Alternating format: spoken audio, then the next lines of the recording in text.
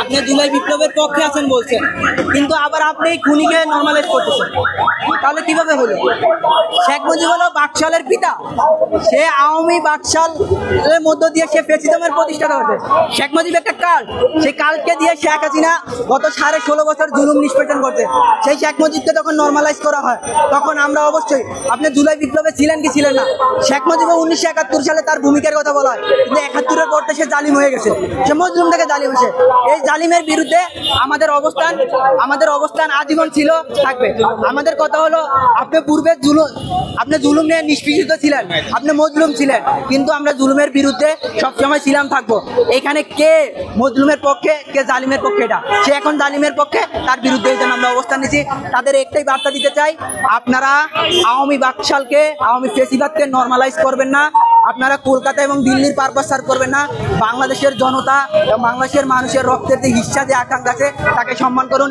জুলাইয়ের রক্তকে 71 দিয়ে পানি হিসেবে যারা দেখাইতে চায়, জুলাইয়ের রক্তকে যারা তাচ্ছিল্য করে, আমাদের যারা রাজাকারের বাচ্চা বলে, আমরা চিৎকার দিয়ে বলবো আমরা গর্বিত রাজাকারের বাচ্চা, কারণ আমরা জালিমের বিরুদ্ধে দাঁড়াইছি। তোমরা মুক্তিযুদ্ধের বাচ্চা, তোমরা জালিমের পক্ষের লোক। এই শুয়োরের বাচ্চাদের বাংলাদেশ থেকে আমরা একটাই বার্তা দিতে চাই, এদেশের ছাত্র জনতা একটাই বার্তা দিতে চাই, আপনারা যদি আওয়ামী ফ্যাসিবাদ এবং বাকশালকে নর্মালাইজ করেন, তাহলে বাংলাদেশে আপনাদেরকে আমরা বয়কট করব, প্রতিহত করব। কলকাতা এবং ভারত থেকে আপনারা নানান মেসেজ পাবেন, আর তখন মনে করেন আওয়ামী লীগকে নর্মালাইজ করেন। শেখ মুজিবকে নর্মালাইজ করার অর্থ হলো আওয়ামী লীগকে নর্মালাইজ করা, আওয়ামী লীগকে নর্মালাইজ করার অর্থ হলো ভারতের আধিপত্যবাদকে নর্মালাইজ করা, এবং বাংলাদেশের মানুষকে আবার 2008 সালের মধ্যে যেভাবে আওয়ামী লীগ ফ্যাসিবাদ কায়েম করছিল, সেই ফ্যাসিবাদের দিকে নিয়ে যাওয়া।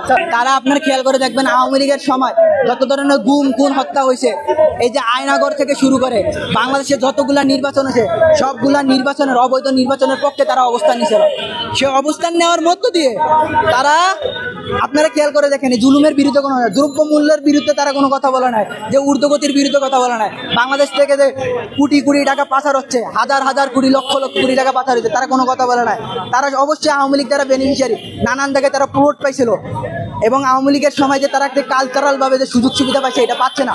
কিন্তু এখানে তাদের অবাধ স্বাধীনতা দেয়, তারা শেখ মুজিবকে নিয়ে অবশ্যই কথা বলবে, এবং তারা যখন কথা বলবে আমরা তার বিরোধিতা করবো। বাক স্বাধীনতা কথার অর্থই এটা। আপনাকে বাক স্বাধীনতা দেওয়ার অর্থ হয়েছে এই নয় যে আপনি আসলে গণহত্যাকারীর পক্ষে সম্মতি উৎপাদন করেন, বৈধতা উৎপাদন করবেন। যে লীগকে জাস্টিফাই করা বা বাকশালী শেখ মুজিবকে জাস্টিফাই করার যে একটা প্রচেষ্টা, সেই প্রচেষ্টায় তারা নেমেছে।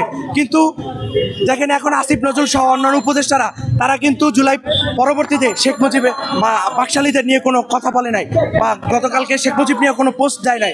ওই যে তারা বলে নাই নির্দোষে কথা বলবে না, তারা আবার যখন বলবে তাদের বিরুদ্ধে আমরা কঠোর আন্দোলন করে তুলবো এবং তাদেরকে টেনে হিচড়ে তাদেরকে আমরা পদচ্যুত করবো।